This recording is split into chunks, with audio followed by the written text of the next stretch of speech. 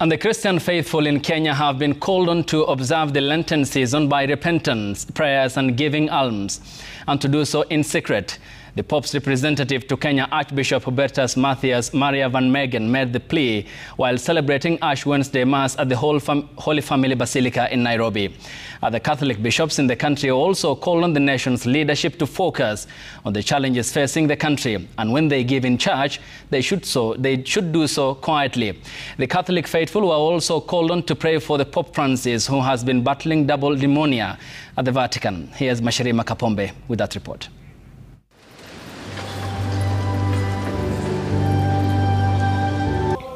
The beginning of Lent, a season of prayer, fasting and almsgiving.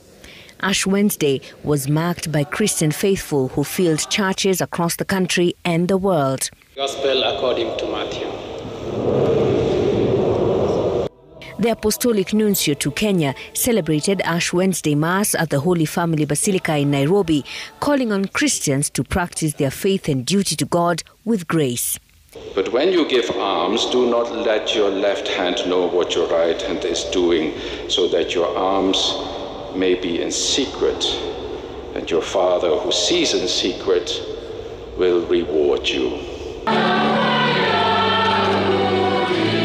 His message reflective of Kenyan politicians' habits in church, whom he says give loudly. You know that in our country, Kenya, if some people give alms, then it is in the newspapers each and every time again, even with the amount that was given. But if you want to give alms, do it in secret, so that your Father who sees in secret will reward you.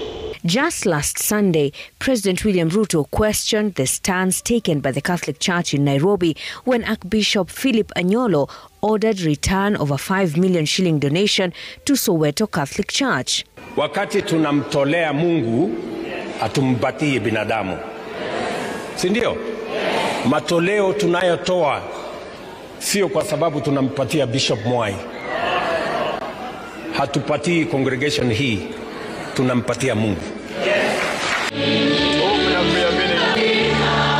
The Catholic bishops across the country taking cue to remind the faithful of mannerisms in giving.